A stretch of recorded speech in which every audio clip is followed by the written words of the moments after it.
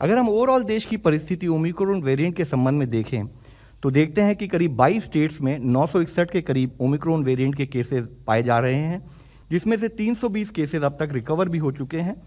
और मुख्यतः अगर देखें तो अधिकतम केसेस दिल्ली, महाराष्ट्र, गुजरात, राजस्थान, केरला और तेलंगाना इन स्टेट्स में पाए गए हैं।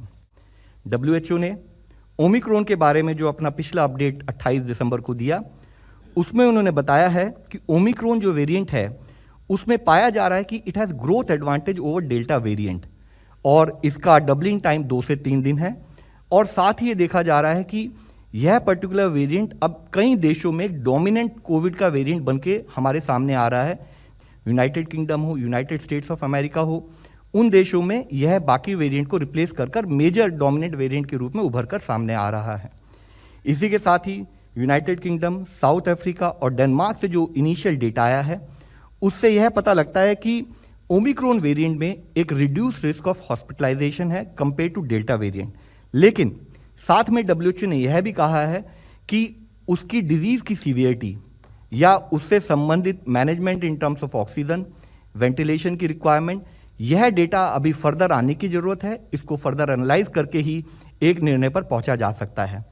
WHO ने यह भी बताया है कि चाहे कॉर्टिकोस्टेरॉइड्स हों या इंटरल्यूकिन 6 रिसेप्टर ब्लॉकर्स हों, यह अभी भी ओमिक्रॉन के लिए कंफर्टेबल पाए जाते हैं, इनसे हम मैनेज कर सकते हैं, इनसे ये अभी भी इफेक्टिव हैं। लेकिन monoclonal antibodies may be able to less neutralise the Omicron variant, यह एक प्रिलिमिनरी डेटा के द्वारा पता लगता है।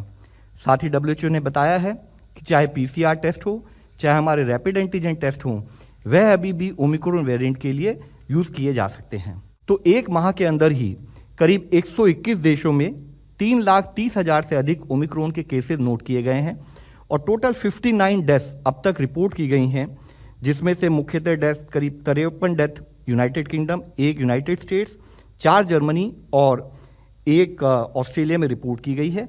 और अधिक केसेस की संख्या को अगर हम एनालाइज करें तो पाते हैं कि अधिकतम cases United kingdom, Denmark, United states, Germany, Norway और कनाडा में पाए जा रहे हैं। इसी के साथ ही एक और एरिया ऑफ कंसर्न हम आप लोगों के सामने दिखाएंगे।